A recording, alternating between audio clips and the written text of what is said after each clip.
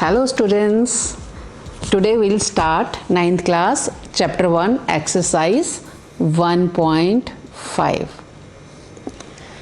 Its first question is classify the following numbers as rational or irrational.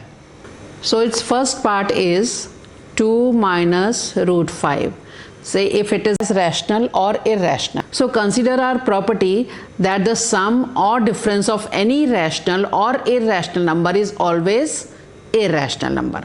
So based on that property we can say that this is an irrational number. Right? Second part, 3 plus root 23 minus root 23. Now before we telling this, we have to simplify it. How would you simplify? 3 plus, open the bracket, minus root 23. So it will get cancelled and the answer is 3. So 3 is rational number. So this number is rational number. Third part is 2 root 7 upon 2 root 7. Now again we have to simplify it first. It will get cancelled and this will also get cancelled. So answer is 1 and 1 is rational number. Alright. Fourth part is 1 upon root 2. हमेशा बेटा एक बात याद रखो बच्चों कि जब भी हमारे पास रूट डिनोमिनेटर में होता है we have to first simplify it. How would you simplify it? इसे हमारे पास डिनोमिनेटर में सर्ड का साइन नहीं रहना चाहिए. सबसे पहले हमें उसे रिमूव करना है, उसके बाद आगे कुछ करना है. जब भी आपके पास क्वेश्चन में डिनोमिनेटर में रूट का साइन आए सबसे पहले उसे सॉल्व करें. ठीक है, तो उसे हम रैशनलाइज करेंगे. कैसे रैशनलाइज करते हैं? Multiplying it by root 2, denominator and numerator, multiplying both by root 2. So we'll get root 2 upon 2. Now we also know that our property says that division of rational and irrational number is irrational number. So our answer is irrational number. 1 upon root 2 is irrational number, right? Then next come 2 pi. Because pi is irrational number, so 2 pi is also irrational number. Clear? Let's start second question. This is about simplify the following expressions. अब हमें real numbers की simplification कैसे करनी है? 3 plus root 3 multiplied by 2 plus root 2. तो ये हमें वैसे ही करना होता है जैसे हम पहले लीनियर इक्वेशंस में करते हैं, अलजेब्रा में करते हैं, जैसे a plus B into C plus D. क्योंकि नंबर्स अलग अलग हैं इसलिए हम इनके लिए अलग अलग वेरिएबल रखेंगे.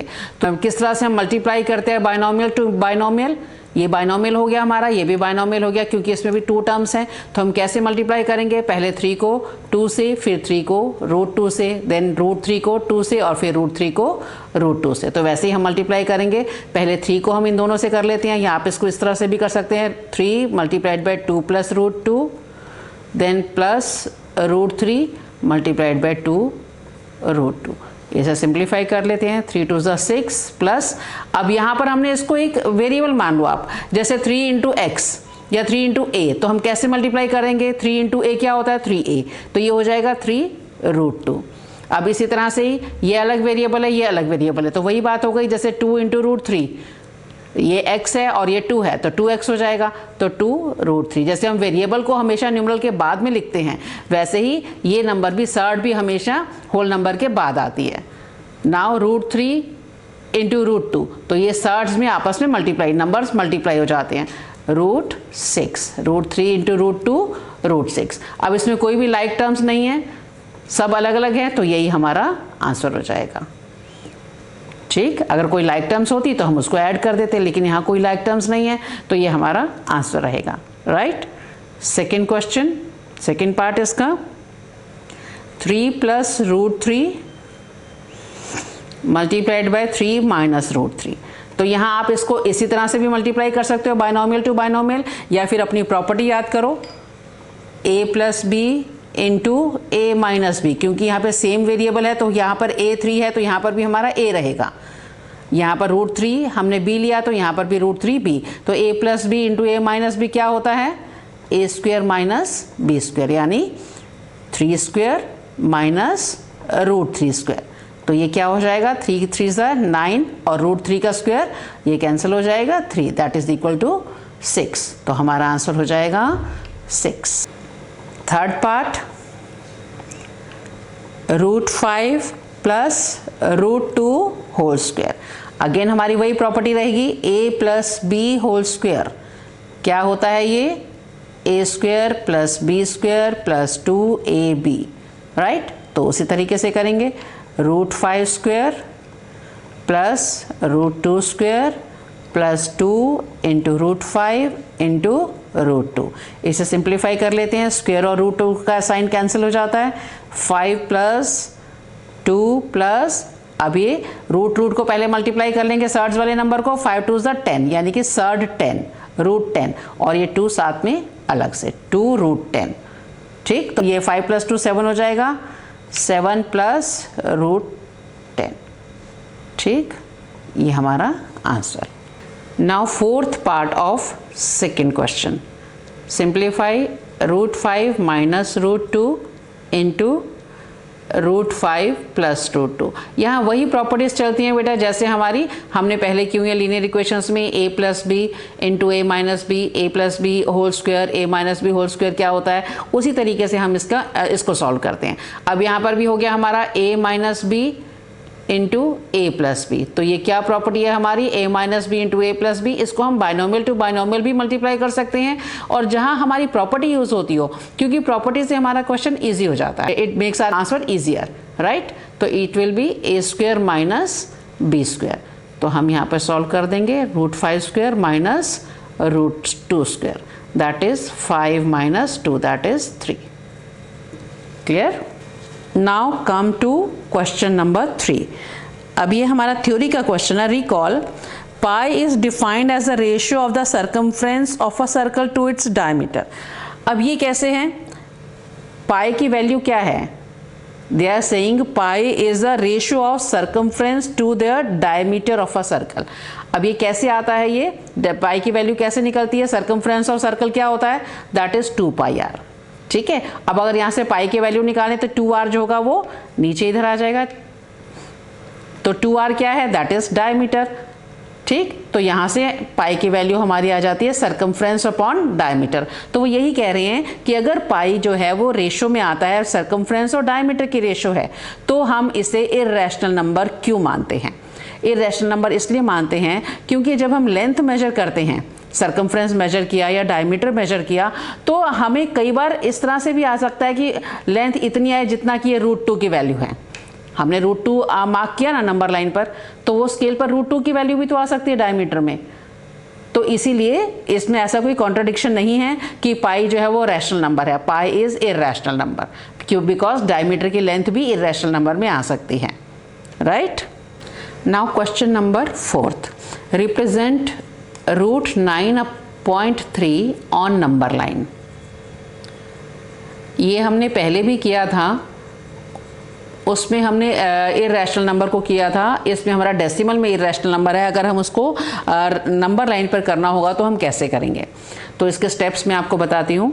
सबसे पहले हमें क्या करना है, हमें एक लाइन ड्रॉ करनी है इक्वल टू मेजर 9.3। अगर रूट 9.3 है तो हमें लाइन लेनी है, लाइन का मेजर होना चाहिए 9.3। इसको हम नाम दे देते हैं AB।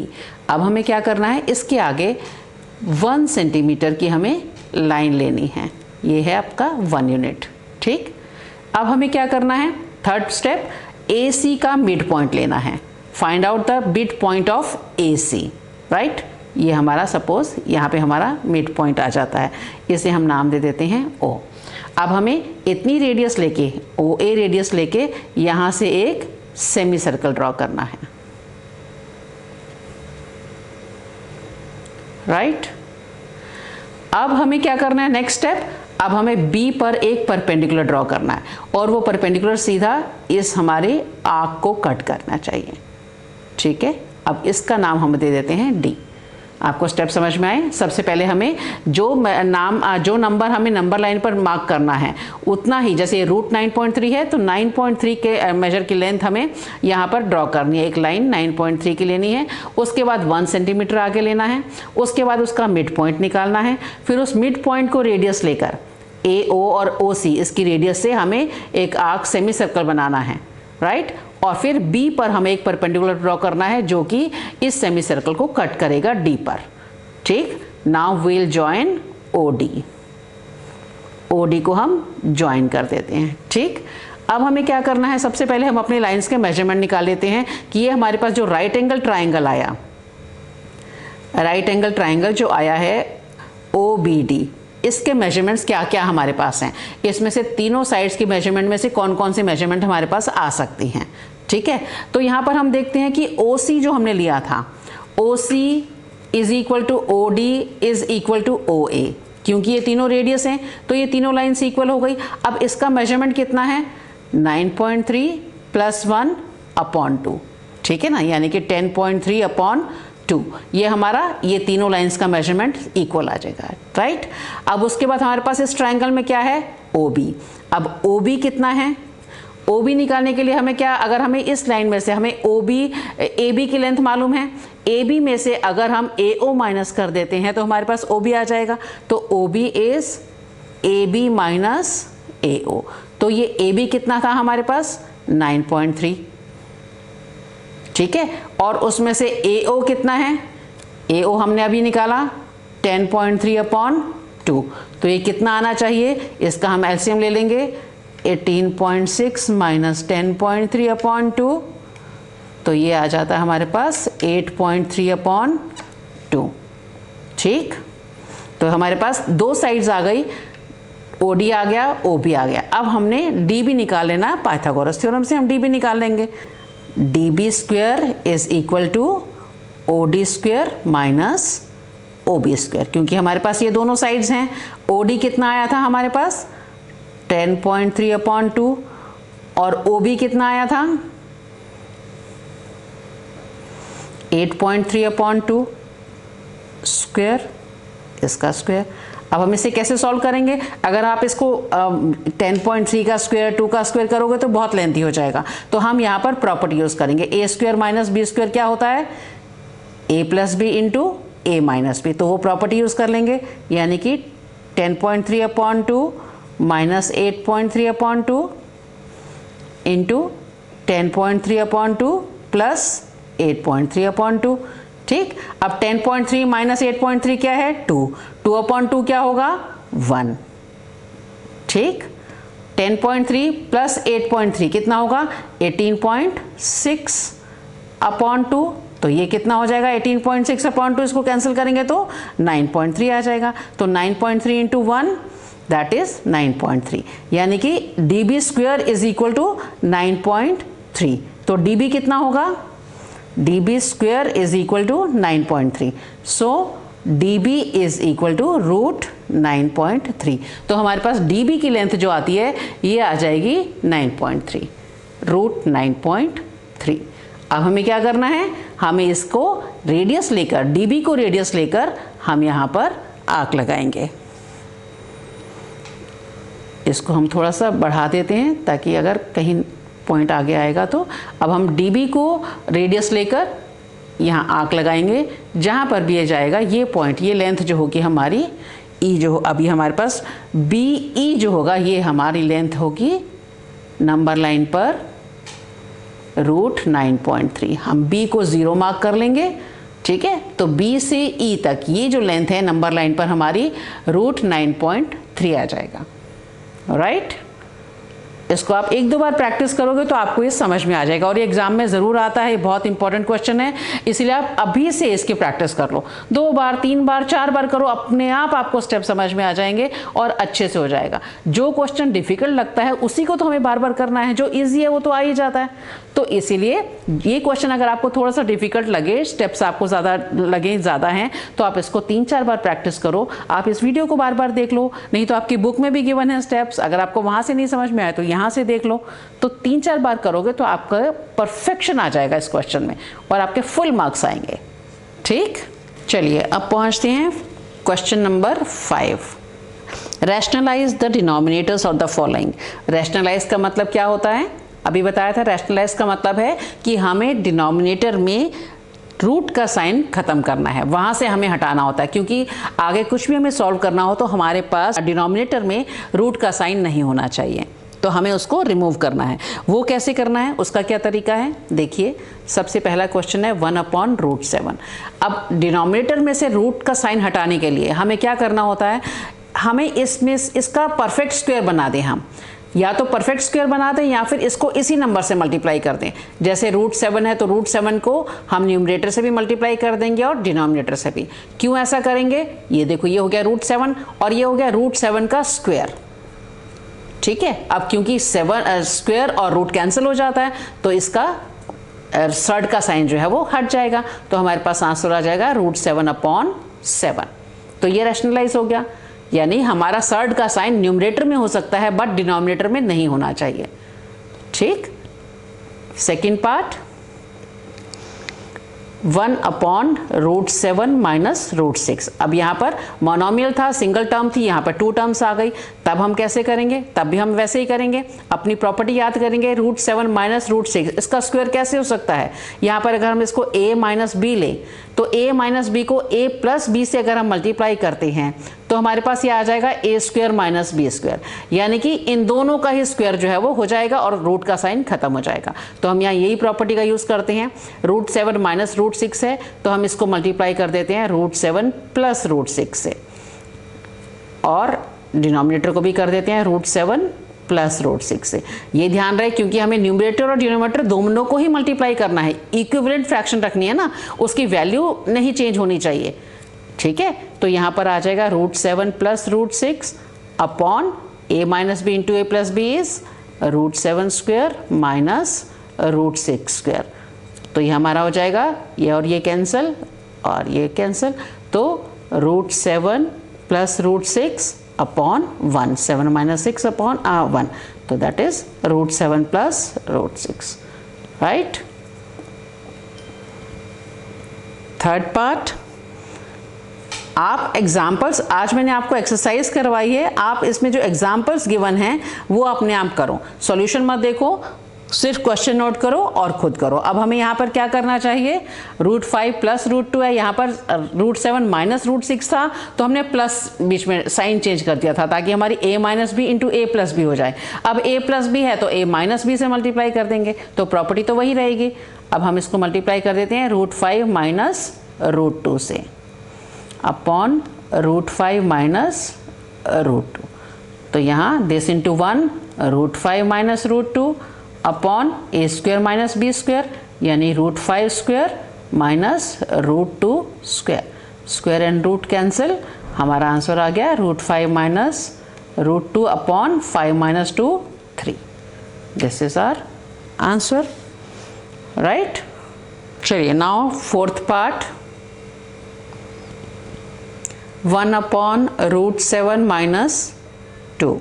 अब यहाँ पर एक नंबर पर सर्ड है, एक पर नहीं है, तो कोई बात नहीं, हमें वैसे ही करना है। This is our a, this is our b, तो हम a + b से मल्टीप्लाई कर देंगे, यानी कि √7 + 2 अपॉन √7 + 2।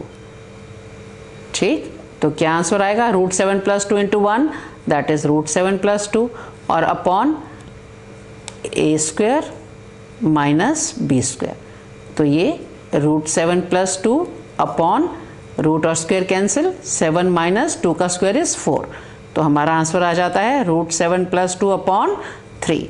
हमारा डिनोमिनेटर में से रूट का साइन कैंसिल हो गया, सर्ड का साइन कैंसिल हो गया, तो हमारा ये रैशनलाइज हो गया।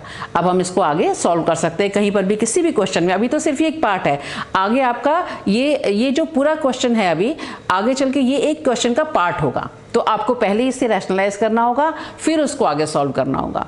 ठीक, तो इस तरह से हमारी आज ये एक्सरसाइज 1.5 कंप्लीट होती है। मैं पहले भी आपको कहा था कि आपके आसपास में कहीं कोई 9th क्लास का बच्चा हो, उसे ज़रूर बताइए, वो भी इसे ज्वाइन करे, वो भी इसका फ़ायदा उठा सकता है। ठीक है, अगली क्लास में मिलते हैं फिर नेक्स्ट एक्सरसाइज के साथ।